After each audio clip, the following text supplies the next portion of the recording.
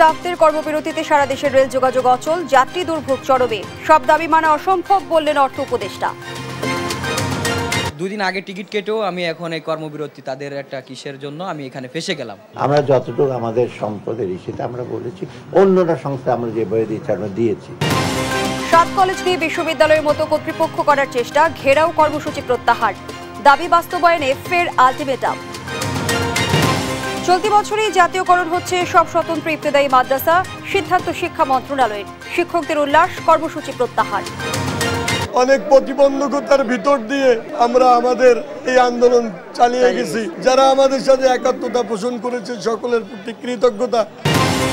জনগণের বিপক্ষে গেলে পরিণতি হবে 5 আগস্টের মতো, হুঁশিয়ারি তারেক রহমানের। ব্যক্তির স্বার্থে দলকে ব্যবহার না করার আহ্বান। এবং ত্রয়োদশ জাতীয় নির্বাচন সুষ্ঠু ও বিশ্বাসযোগ্য করতে পূর্ণ সহায়তা দেবে ইউরোপীয় ইউনিয়ন। গ্রহণযোগ্য ভোটের জন্য প্রস্তুত ইসি।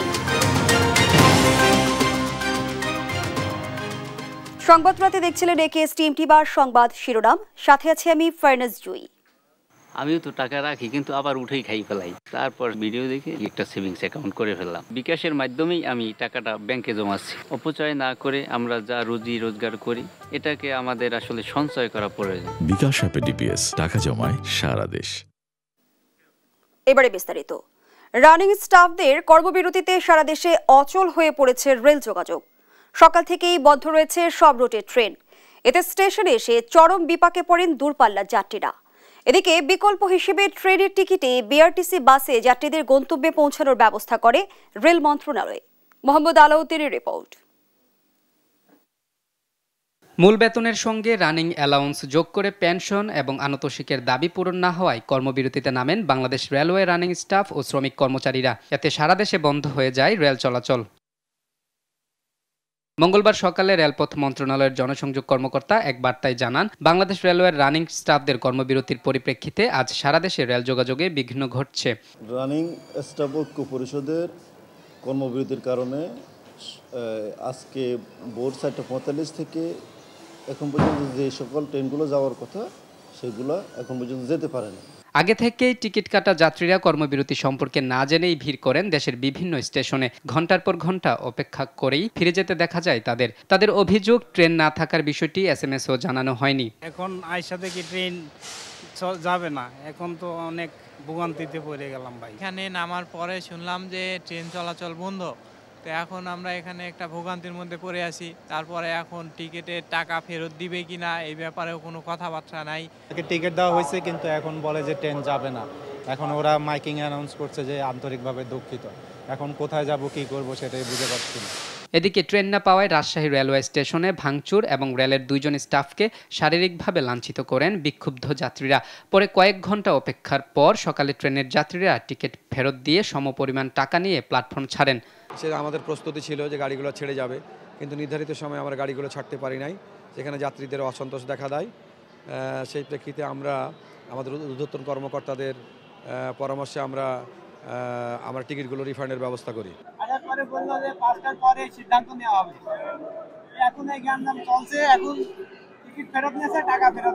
অন্যদিকে যাত্রী নিয়ে মোহনগঞ্জ থেকে ছেড়ে আসা ট্রেন ময়মনসিংহ রেলওয়ে স্টেশনে রেখে পালিয়ে যান চালক।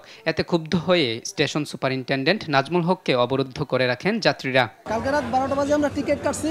সেই টিকিট নিয়ে আমরা মোহনগঞ্জ যখন আসি, মোহনগঞ্জ আসার পর ঠিক আছে, ওইখান থেকে ঠিকই আপনার ট্রেনটা চলতেছে। ময়মনসিংহ আসার পর এখানে বলতেছে আর যাবে না। এই ব্যাপারে আমি কর্তৃপক্ষের সাথে জানিয়েছি। কর্তৃপক্ষ বলছে যে সিদ্ধান্ত দেওয়া হবে, এই সিদ্ধান্তের মধ্যে অপেক্ষা করতে হবে। রেল পরিষেবা বন্ধ থাকায় রুটগুলোর জন্য বিকল্প ব্যবস্থা হিসেবে বিআরটিসি বাস চালু করেন রেল মন্ত্রণালয়। সকাল থেকে ঢাকা ও বিমানবন্দর রেলওয়ে স্টেশন থেকে চট্টগ্রাম, রাজশাহী, সিলেট, খুলনা, কুমিল্লা, বগুড়া ও ময়মনসিংহগামী যাত্রীরা বাসে গন্তব্যের উদ্দেশ্যে ছেড়ে যেতে দেখা যায়। যদিও এটিকে অপ্রত্যাশিত বলছেন তারা। সারা দেশে ট্রেনের যাত্রী পরিবহনে আন্তরিক বলে জানায় বিআরটিসি কর্তৃপক্ষ। মোহাম্মদ আলাউদ্দিন, নিউজ ডেস্ক, দেশ টিভি। পূর্ব ঘোষণা ছাড়াই সোমবার মধ্যরাতে কর্মবিরতি শুরু করেন রেলওয়ে রানিং স্টাফরা। এতে চরম দুর্ভোগে পড়েছেন সারা দেশের হাজার হাজার যাত্রী। অচলাবস্থা নিরসনে আলোচনা চললেও এখনো সমঝোতায় যেতে পারেনি দুপক্ষ। এএইচ হিমেলের প্রতিবেদন। আকস্মিক কর্মবিরতিতে বিপাকে রেলযাত্রীরা। ক্ষোভ প্রকাশ করে দ্রুত ভোগান্তি নিরসনের দাবি জানান তারা। মূল বেতনের সঙ্গে রানিং অ্যালাউন্স যোগ করে পেনশন ও আনুতোষিকের দাবি পূরণ না হওয়ায় কর্মবিরতি দিয়ে কমলাপুর সহ দেশের বিভিন্ন স্টেশনে বিক্ষোভ মিছিল করেন রানিং স্টাফরা। এ সময় তাদের বিভিন্ন দাবি তুলে ধরেন। বাবু নিয়ে অনেক কষ্ট হচ্ছে, কোন সময় ট্রেন ছাড়বে জানতে পারি না। কেউ বলতেছে না যে কখন ছাড়বে বা আজকে ছাড়বে কিনা, স্টেশন মাস্টারও নাই, মানে কারো কাছে যায় যে জিজ্ঞাসা করবো সেরকম কেউ বলতেছে না। ট্রেনের কোনো খবরই পাইতেছি না, কতক্ষণ লেট না কেমন করতাম। মঙ্গলবার দুপুরে কর্মবিরতি প্রত্যাহারে রানিং স্টাফ, রেলওয়ের ঊর্ধ্বতন কর্মকর্তা ও রাজনৈতিক নেতাদের সঙ্গে বৈঠকে বসেন রেলপথ সচিব ফাহিমুল ইসলাম, কিন্তু কোনো সমাধান ছাড়াই বৈঠক শেষ হয়। এর আগে সকালে রেল স্টেশন পরিদর্শন শেষে রানিং স্টাফদের দাবির যৌক্তিক সমাধানের আশ্বাস দেন রেল উপদেষ্টা। আমরা চাই না যে এটা অনির্দিষ্টকালের জন্য চলুক, আমরা চাই এটা ইমিডিয়েটলি অবসান হোক এবং আমরা মনে করি তাদের মধ্যে এই সুবুদ্ধি ফিরে আসবে। আর অর্থ উপদেষ্টা জানান, রেল কর্মচারীদের যৌক্তিক দাবি আগেই মেনে নেওয়া হয়েছে, নতুন করে কোনো দাবি মানা সম্ভব নয়। কয়েকদিন আগেই আমাদের তাদের যৌক্তিক যে সেগুলো আমরা দিয়েছি, তারপরে তারা কেন করেছে এটা তাদের ব্যাপার। কারণ হয় কি, প্রত্যেকেরই দাবি দেওয়া, একাধিক দাবি দেওয়া থাকে, তাই না? তারা বলেছে এই দিতে হবে, ওভারটাইম অ্যালাউন্স দিতে হবে, পেনশন। আমরা যতটুকু আমাদের সম্পদের ইস্যুতে আমরা বলেছি, অন্যরা সংস্থা আমরা যে বই দিয়েছি আমরা দিয়েছি। এতে মোটামুটি আমার মনে হয় একটা যুক্তি ছিল এবং আমরা দিয়েছি সুবিধা। তবে রেল কর্মচারীদের যৌক্তিক দাবি মূল্যায়ন করে রেল চলাচল স্বাভাবিক করার দাবি জানান যাত্রীরা। আপন অপু, দেশ টিভি, ঢাকা। সরকারি 7 কলেজ নিয়ে নতুন একটি স্বতন্ত্র বিশ্ববিদ্যালয়ের মতো কর্তৃপক্ষ করা হবে বলে জানিয়েছেন শিক্ষা উপদেষ্টা অধ্যাপক ডক্টর ওয়াহিদ উদ্দিন মাহমুদ। মঙ্গলবার নর্থ সাউথ বিশ্ববিদ্যালয়ে national education and innovation dialogue 2025 শীর্ষক সম্মেলন শেষে একথা জানান তিনি। বলেন, নতুন একটি বিশ্ববিদ্যালয় করতে সময় প্রয়োজন, এটা 3 দিনের মধ্যে সম্ভব নয়। এর কাঠামোগত ব্যাপার রয়েছে উল্লেখ করে মডেল কি হবে তা নিয়ে কাজ চলছে বলে জানান উপদেষ্টা। এখন আমরা ধাপে ধাপে এগিয়ে যাচ্ছিলাম। একটা বিশ্ববিদ্যালয় করতে গেলে অনেক কিছু করতে হয়। প্রথমত এই কলেজগুলোকে সমন্বিত করে একটা কাঠামোয় এনে একটা নতুন বিশ্ববিদ্যালয় করতে গেলে এটা তো অন্যান্য বিশ্ববিদ্যালয়কে নকল করে হবে না, এটার একটা নতুন মডেল তৈরি করতে হবে, সেটার জন্যই তো কাজ করা হচ্ছে। আমরা চেষ্টা করছিলাম, যেহেতু এই সমস্যাটা নিরসন হওয়া অতি জরুরি, সেখানে যত দ্রুত সম্ভব এই 7 কলেজকে নিয়ে ওই কাঠামোতে গিয়ে একটা ওই পর্যন্ত পৌঁছে যাওয়া। 7 কলেজ নিয়ে আগামী 15 দিনের মধ্যে নতুন বিশ্ববিদ্যালয়ের রূপরেখা প্রণয়ন এবং 1 মাসের মধ্যে কার্যক্রম শুরুর দাবিতে নতুন আলটিমেটাম দিয়েছেন শিক্ষার্থীরা। মঙ্গলবার সন্ধ্যায় ঢাকা কলেজের শহীদ মিনার প্রাঙ্গণে জরুরি সংবাদ সম্মেলনে এই আলটিমেটাম দেন তারা। শিক্ষার্থীদের অভিযোগ, রোববার রাতে সংঘর্ষে আহত শিক্ষার্থীদের ব্যাপারে রাষ্ট্র উদাসীন। 24 ঘন্টার মধ্যে হামলাকারীদের বিচার, প্রো-ভিসিকে অপসারণ সহ নানা দাবি তুলে ধরেন তারা।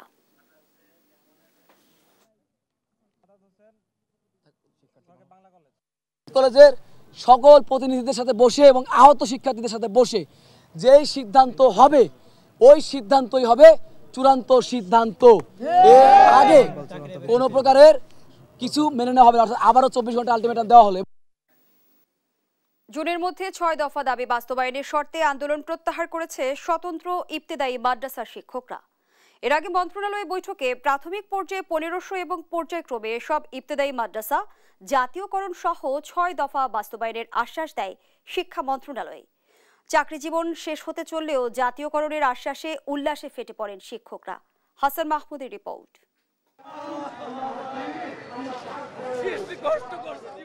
এভাবেই কান্নায় ভেঙে পড়েন আন্দোলনরত শিক্ষকরা। এ কান্না আনন্দের। টানা 10 দিনের আন্দোলনে সরকারের পক্ষ থেকে 6 দফা মেনে নেওয়ার আশ্বাসে উচ্ছ্বাস জানান শিক্ষকরা। অনেক প্রতিবন্ধকতার ভিতর দিয়ে আমরা আমাদের এই আন্দোলন চালিয়ে গেছি। মশার কামড় খাইছে, শীতের মধ্যে উতলাস হয়ে আসছিলাম। 9 দিন 10 দিন যাবতেই ঢাকা। এখন মনে হয় না যে এত কষ্ট করছি। আজকে ঈদের চেয়ে তো বেশি আনন্দ। দীর্ঘ 40 বছর পরে আমাদের সেই কাঙ্ক্ষিত আশা আজকে অর্জন হলো। গেল 40 বছর বিনা বেতনে চাকরির অভিজ্ঞতা তুলে ধরেন শিক্ষকরা। টাকার অভাবে স্কুলে যেতে পারি না, বেতনের অভাবে সন্তানকে ভালো স্কুলে পড়াইতে পারি না, টাকার কোনোভাবে সন্তানকে ভালো পোশাক দিতে পারি না। 40 বছর পর আমাদের দাবি যখন পূরণ হয়েছে তখন আমরা আনন্দে আত্মহারা হয়ে কোন ভাষায় তাদেরকে আমরা অভ্যর্থনা দেবো, আমরা ভাষা খুঁজে পাই না। দ্রুত জাতীয়করণের প্রক্রিয়া শুরুর দাবি জানান তারা। তো বলছে আপাতত 12,000টা মার্চ 31 মার্চের মধ্যে ঘোষণা দিয়ে দেবে, কাগজপত্র আজকে আপনি করুন স্যার, আর বাদ বাকি 6,000 মাস আছে তাদের মাঠ পর্যন্ত যা পাওয়া যাবে সবগুলো দ্বিগুণ করে দেবে। মঙ্গলবার বিকাল 4টার দিকে শিক্ষা মন্ত্রণালয়ের একজন যুগ্ম সচিব শাহবাগে এসে কথা বলেন আন্দোলনরত শিক্ষকদের সঙ্গে। পর্যায়ক্রমে ইবতেদায়ী শিক্ষকদের 6 দফা দাবি বাস্তবায়নের কথা জানান তিনি। আমরা আপনাদের সকল স্বতন্ত্র ইবতেদায়ী মাদ্রাসা যতগুলো আছে তাদেরকে পর্যায়ক্রমে এমপিওভুক্ত করা 2025 সাল থেকে শুরু করব। আগামী জুনের মধ্যে 6 দফা বাস্তবায়নের সময় বেঁধে দিয়ে আন্দোলন প্রত্যাহারের ঘোষণা দেন শিক্ষকরা। যদি জুনের মধ্যে যদি সিদ্ধান্ত চূড়ান্ত না হয়, জুলাই মাসের 1 তারিখ থেকে আমরা 19 তারিখ থেকে যে কর্মসূচি পালন করেছি দেশের সকল শিক্ষক নিয়ে আমরা পরবর্তীতে কঠোর কর্মসূচি আমরা পালন করতে বাধ্য হব ইনশাআল্লাহ। এর আগে আন্দোলনে সংহতি জানান ঢাকা বিশ্ববিদ্যালয়ের কয়েকজন শিক্ষক। সমাজে বৈষম্য হবে। দুপুর 2টার দিকে আনুষ্ঠানিক আলোচনার জন্য সচিবালয়ে যান শিক্ষকদের প্রতিনিধি দল। সেখানে পর্যায়ক্রমে সব ইবতেদায়ী মাদ্রাসা জাতীয়করণের আশ্বাস পাওয়ার কথা জানান শিক্ষক নেতারা। হাসান মাহমুদ, দেশ টিভি, ঢাকা। যারাই জনগণের বিপক্ষে কাজ করবে তাদের পরিণতি 5 আগস্টের মতো হবে বলে মন্তব্য করেছেন বিএনপির ভারপ্রাপ্ত চেয়ারম্যান তারেক রহমান। বুধবার খুলনা মহানগর বিএনপির আয়োজনে রাষ্ট্র কাঠামো মেরামতের 31 দফা ও জনসম্পৃক্তি শীর্ষক কর্মশালায় ভার্চুয়ালি যুক্ত হয়ে একথা বলেন তিনি। বলেন, ক্ষমতায় গেলে বিএনপি জনগণের জন্য কাজ করবে, দলটির প্রতি মানুষের এমন আস্থা রয়েছে। এ সময় ব্যক্তি স্বার্থে দলকে ব্যবহার না করতে নেতাকর্মীদের হুঁশিয়ার করেন তারেক রহমান। জনবিচ্ছিন্ন যদি হয় কেউ, একটি রাজনৈতিক দল, রাজনৈতিক নেতা, রাজনৈতিক কর্মীরা যদি জনবিচ্ছিন্ন হয়, জনবিচ্ছিন্ন হলে জনগণের বিরুদ্ধে, দেশের বিরুদ্ধে কাজ করলে কনসিকুয়েন্সেস বা পরিণতি কি হয়, ভাই আমরা 5ই আগস্ট দেখেছি না? আমরা 5ই আগস্ট দেখেছি। 5ই আগস্ট থেকে অনেক কিছু আমাদের শেখার আছে। দলমত নির্বিশেষে সাধারণ মানুষ যারা ভোটার এই দেশের, তারা বিএনপির উপরে আস্থা রাখতে চাইছে। এই আস্থা যদি নষ্ট করার জন্য কেউ কোনো কাজ করে, এমন কোনো কাজ করে যেটাতে আস্থা নষ্ট হবে, তাহলে ভাই তাকে তো আমাদের পক্ষে, আমার পক্ষে টানা সম্ভব না, টানবো না আমি তাকে শেল্টার আমি দেব না। বিএনপিকে কলঙ্কিত করতে নানামুখী অপপ্রচার চলছে বলে মন্তব্য করেছেন দলটির সিনিয়র যুগ্ম মহাসচিব রুহুল কবির রিজভী। বিগত আন্দোলনে নেতাকর্মীদের ত্যাগের কথা তুলে ধরে তিনি বলেন, সরকার কারো দিকে হেলে গেলে তাদের নিরপেক্ষতা নিয়ে প্রশ্ন উঠবেই। বর্তমান সরকার জামায়াত সমর্থিত কিনা এ নিয়েও প্রশ্ন করেন রিজভী। সাইফুল রিপনের প্রতিবেদন। মঙ্গলবার কেন্দ্রীয় কার্যালয়ে জেলা ও মহানগর শাখায় দলের সদস্যপদ নবায়ন ফর্ম বিতরণ শুরু করে বিএনপি। নেতারা জানান, পতিত ফ্যাসিস্টের দোসররা যাতে বিএনপিতে ভিড়তে না পারে সে লক্ষ্যে নতুন সদস্য না নিয়ে শুধু নবায়ন করা হবে।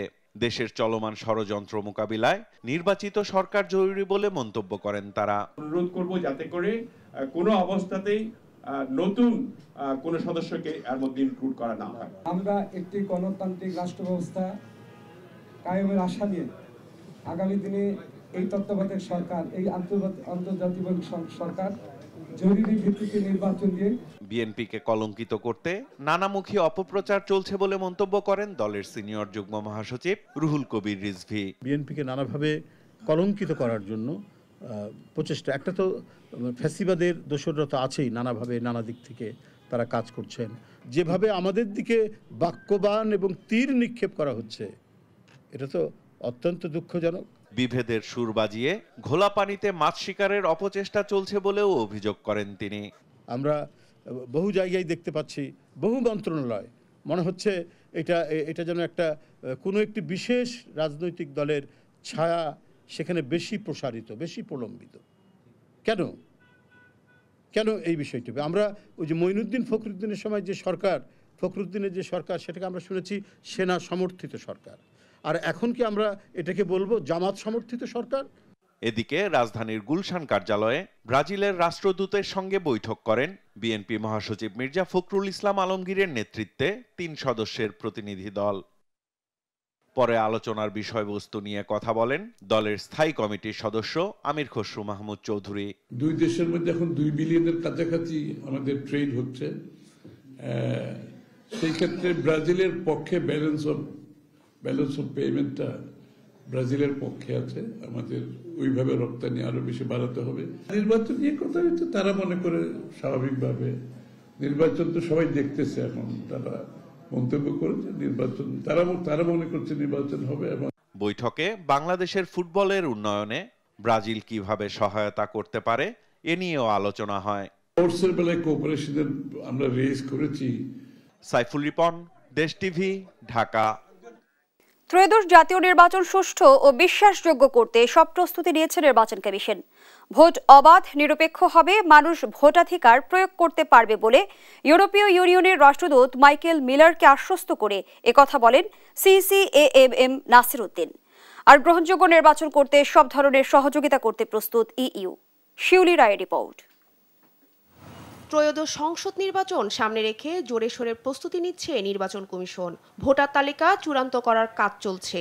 দেশি বিদেশি প্রতিনিধির সঙ্গে বৈঠক করে পরামর্শ নিচ্ছে নির্বাচন কমিশন। মঙ্গলবার সকালে ইউরোপীয় ইউনিয়নের রাষ্ট্রদূত দেখা করেছেন প্রধান নির্বাচন কমিশনারের সঙ্গে। এই সময় আলোচনা হয় নির্বাচন প্রস্তুতি নিয়ে। বৈঠক শেষে সাংবাদিকদের সঙ্গে মতবিনিময়ে EU রাষ্ট্রদূত মাইকেল মিলার জানান, পরবর্তী জাতীয় নির্বাচন আন্তর্জাতিক মানের করতে বাংলাদেশকে সহযোগিতা করবে ইউরোপীয় ইউনিয়ন।